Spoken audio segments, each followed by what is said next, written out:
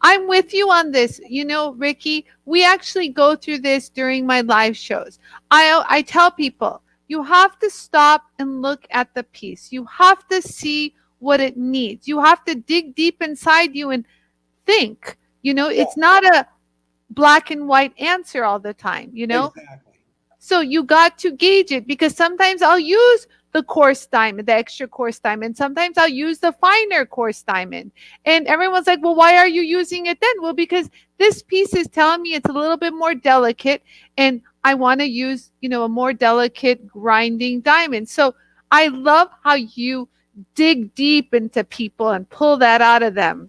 Well, You know, you are in a it's relationship with your piece and your empowering. tool. You're in a relationship with your piece and your tool. And you are, like you said, you are listening to it. That's really what you're doing. Like what happens when you're talking to your spouse and you don't listen? It doesn't go well. It's the same thing. Well said. Oh, I love that analogy. Did you guys hear that? He said you look at the piece and the piece tells you what it wants. It's kind of like you talking to your spouse and the Yes. spouse is talking and you're not listening, it's not going to go good. So I love that. I'm going to repeat that over and over again. Okay, so I'm working with the coarse fine diamond. And so first of all, I'm asking, what is my goal? My goal is it to be completely matte and no low areas. And the wires should already be exposed because I didn't put any enamel over the wires. Except I Hmm. might have had a little bit spill over, but that'll grind right off. So Right. I'm so into this, you guys. So he's using the turquoise quartz diamond, you guys.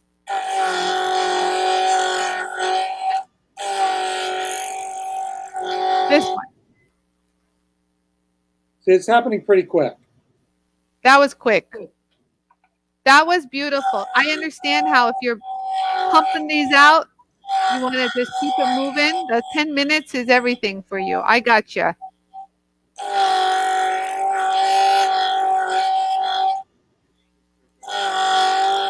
Yeah, good analogy, Nicole.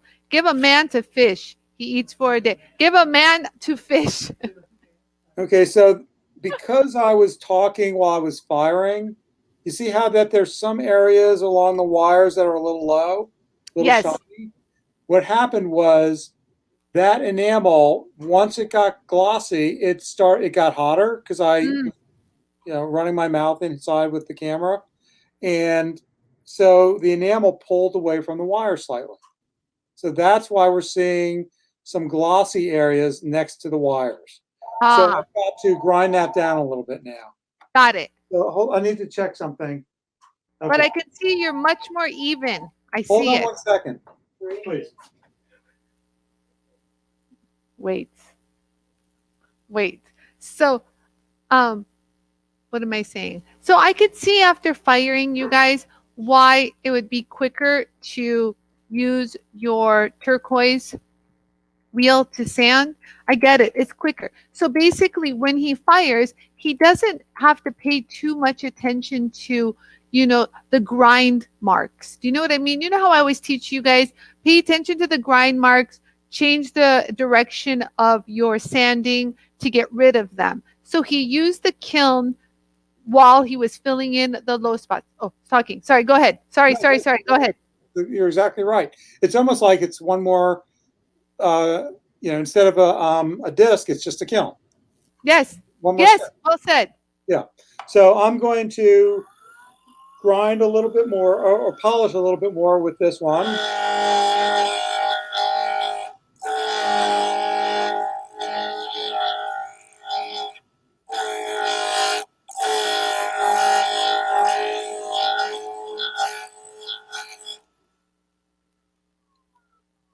Yeah, I'll get to your questions in just a bit. Let him just finish this Okay, because those are quick.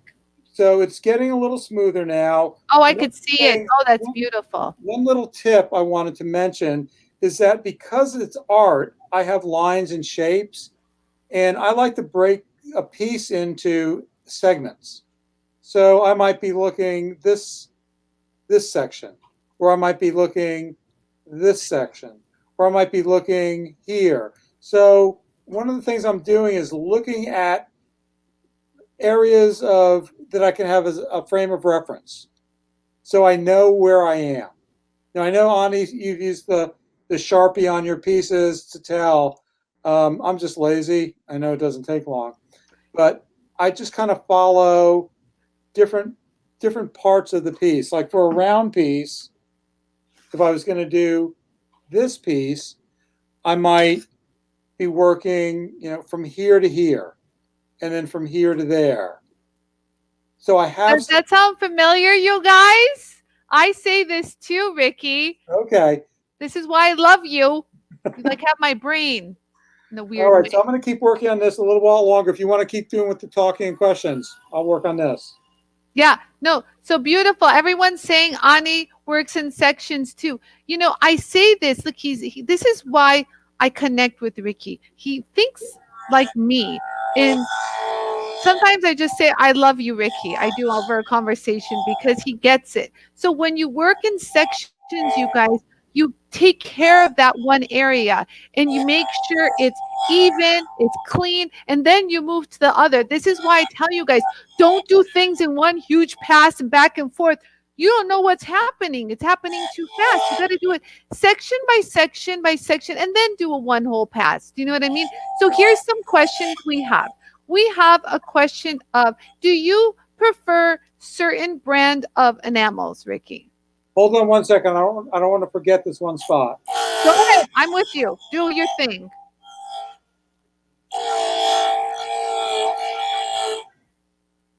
So another thing I was doing was I was rubbing my hand this way and just feeling it to make sure that it's nice and smooth, that I don't have hills and valleys. Hmm. Kind of going like this as I go. Interesting. I'm not a feeler. I just see it. I actually play with the light. The light tells me if I'm even, if I'm lumpy. Mm-hmm.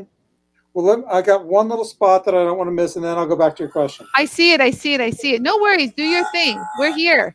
So yes, Mary, he is working with a little water in his water tray. So this is the tray, and you put water in here, and he's just dabbing. You don't need a lot of water. The water is to lubricate your diamonds to last longer. It's not getting hot. He's not using the water as any kind of any kind of like coolant, basically. No. So I The think, water tray is located, if you don't know, at the base of your jewel tool. yes, I've got that now. I think there's Okay, go back to Ricky. one more. So I got that one area there, and there's one little area here. That was where I was doing that repair. Yep. You guys see how he's pinpointing everything through seeing through the wheel. This is really important, you guys, to make sure you have good aerial vision overhead so you can pinpoint all those little details and make your piece perfect. Really. Okay, so I think that I've gotten everything done with this course. So I'll just leave this here now and go to any questions about any of the stuff we're doing. People are interested in. So you want to do any questions with me now, Ani? Yeah, real quick. What brand of enamels do you prefer? Um, Different colors, different brands, possibly. The ones that I use on all my pieces are, I said they were leaded. So I'm using old vintage Thompson leaded. They stopped making leaded enamel in the early 1980s. Hold on, let me just, you said you like to see my face, so we'll bring that back up. So I Are they use, going to be phased out, Ricky? excuse The me? leaded ones, are they going to be phased out? Well, no, the Thompson phased them out in the early 1980s. Ah, got it. Okay. So, Got but it. I bought some, I collect them. People, I always say there's this thing called dead enamel studios. Hmm. Old ladies that died from the 50s, and someone discovers their stash and they're trying to sell it. Ah, okay. And then Suni is asking, how do you store your enamels? Well, does she mean when I buy them, or in between pieces, or in between weeks? I think in between, like as you're using them, what do you store them in? Do you just have like a little lid with little? Okay, so I have the medicine cups that I was using. I showed Oh, you earlier. yes. I've So, seen those in your class. okay, so because I'm using larger grains, they store and keep better. than the finer grains. They don't break down over time. So like I said, I'm the imperfect enamelist. So what I do is I leave my tray. Let's see if I can show you my tray. I leave my tray of colors out. Let's get that on camera here.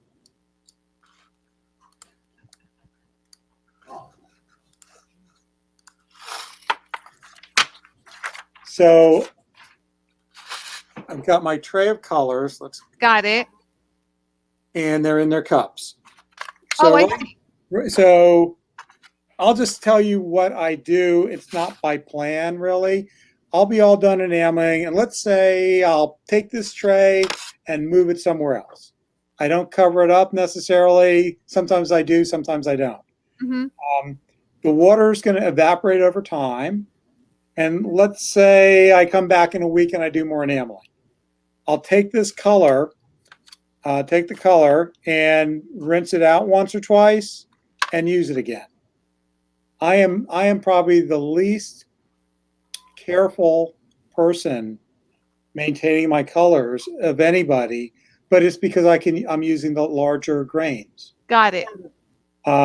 If I was using 80 mesh from a jar that I didn't grind myself, I would have less enamel in the cup because I wouldn't want to waste it because I end up throwing it away after a couple of days.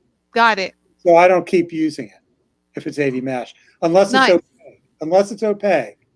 So opaque, I'm not worrying about the clarity so much. Well, there's no clarity. So it's the transparency that are important. And what I do is I use these until if I rinse it and there's like a film on the top, then and it won't rinse off. Like I keep rinsing it and the film stays, then I throw them away. Got it. Throw away if the film. Yeah, that sounds good. Yeah, I wouldn't use it either. Then I end up getting bubbles coming up through my colors at some point, and I never know when it's going to happen, so I don't want to take a chance. Okay, perfect, great. Okay, go on, continue. We'll follow up with more questions as they trickle on in. Okay, let him just. He'll answer that later.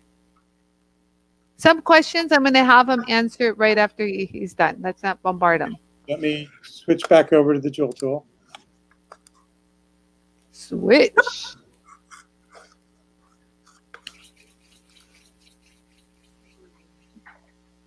So exciting. Woo! There it is. It's looking so good. The beige medium. Okay, get off me. The beige medium. Yep, we want to see Ricky. Oh yeah. Yara's saying I'm directing the show. Yes, I am. I want to see Ricky in action. You guys see really light glide. You see how he's kind of keeping full contact with the wheel. There's that rock that I was doing. Then I'm doing the curve along the edge like this. And then I'm doing the curl. Wow, look at that. So let's take a look. I just dried it off on my shirt, and I've got shinier on one side and matter on the other.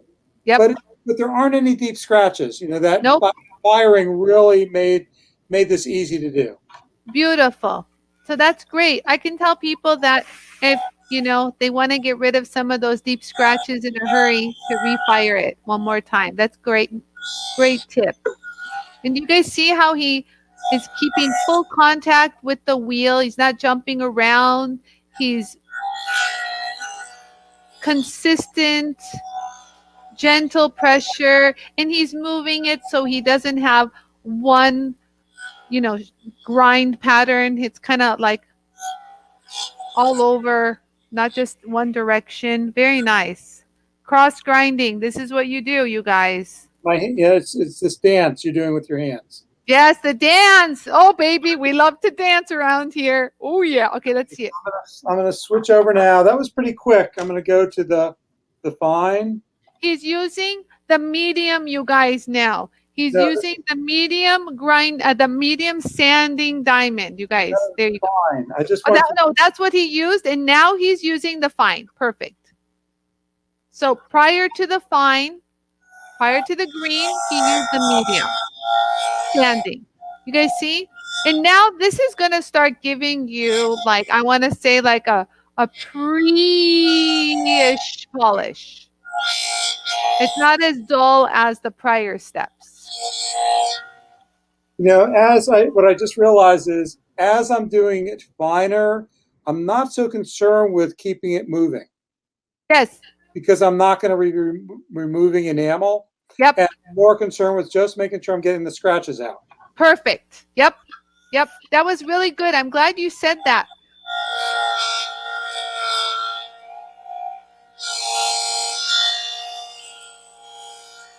Do you see, guys, how he works in section by section? He's not like going crazy and doing the whole piece at once. It's section by section with a light touch. And he's not sliding off the wheel. He's dropping it. He's not working off the edge at all. He's making zero contact with that edge right now. You see how his piece is angled? Very nice. Looks. One thing I should have mentioned is if I'm going to be setting this in a bezel, I want to make sure I get enamel off the edge there. Mm-hmm. What I found was the flex diamond is too coarse. Right. And it ends up chipping along Absolutely. there. So I use this coarse one for that. Yeah. Mm-hmm. You know, Ricky, you can also, do you ever use the fine grinding? Like it looks like the coarse one, but it's the finer circles. That in finer? Yeah. I don't know if I have one that's finer than that. You do. I don't think I do. He did. This is the one. Yeah, overhead. The fine. I don't have one that looks like that. Oh. So in the kit, we gotta make sure you get that, because if you use the fine for that, like the more aggressive diamond in fine, it won't destroy your turquoise as much, and it won't chip. I'm gonna send you that. Okay, yeah, because that'd be great. But you know, it works for, you know, I haven't destroyed. No, you haven't. They look good. They still got plenty of diamond. But I'm saying it'll even keep it lasting longer. I know that these areas come from, you know, getting the edges. Yeah. Like, yeah, it does. I'm at the very fine now. Now we're at very fine. Very fine sanding. This is very fine sanding.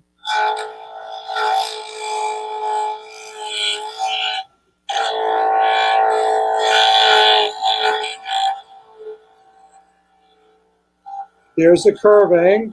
No, there's the curving, corners, and long strokes.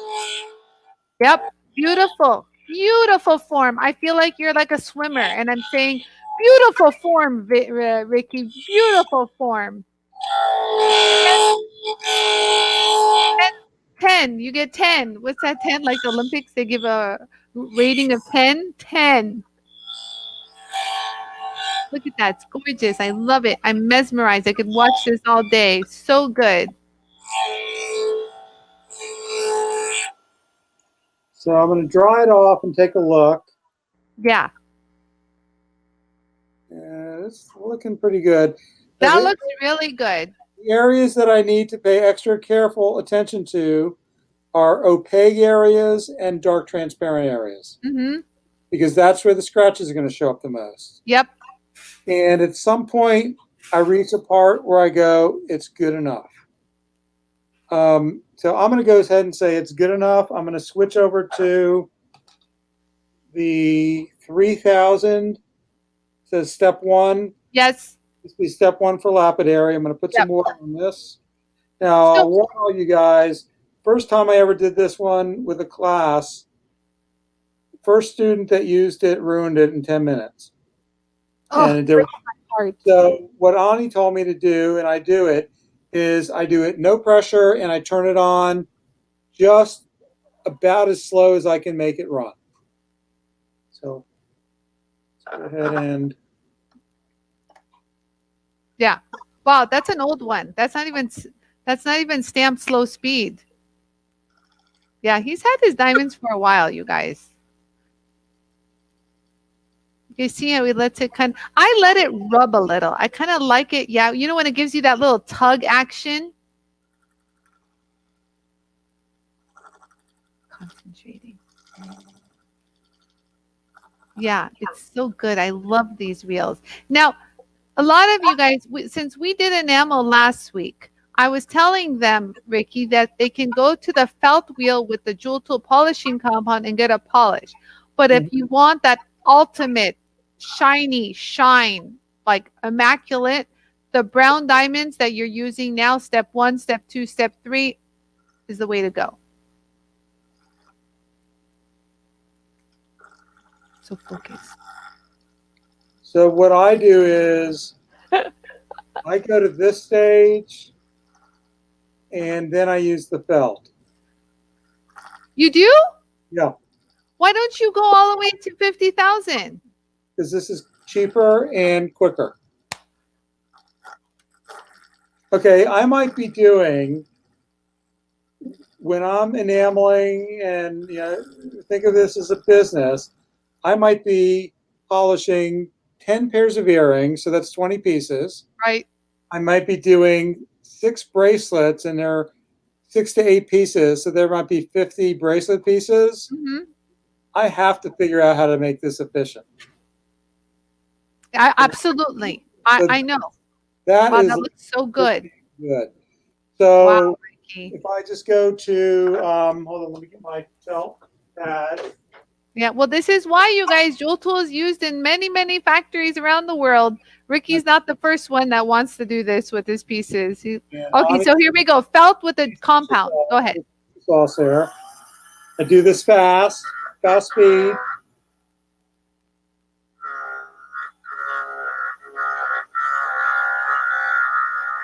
Oh, yeah. Oh, my God, I can see it gleaming.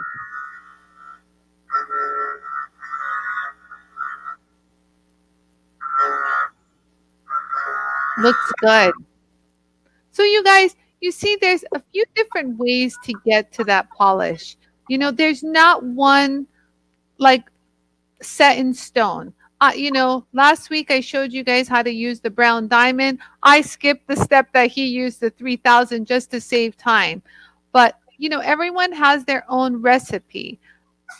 When you're just starting out, you guys, I don't recommend you guys skip. Remember, he's been doing this for about 5 years now, and he's gotten to create his own recipe. So, but I'll tell you, Ani, one of the things that's really great about this is I find the learning curve for my students in a live classroom is one piece. Usually after one piece, they don't need me to watch them. They don't need me to help them. They don't need me to check it. So wow. They get it pretty quickly in one piece. Wow, that brings just a joy to my heart. Oh, I wanted the JoolTool to be easy to use. Oh my God, Ricky. Like, oh my God, that is just gorgeous. Oh, beautiful workmanship. Beautiful. The piece is gorgeous. The polish is gorgeous. It just looks amazing. Now, Ricky, could you have done this with the hand piece in your drum sander? Well, the hand piece, so there are two different things. The hand piece, I couldn't have done it. With the expanding drum, which is like a genie type of thing. Yes.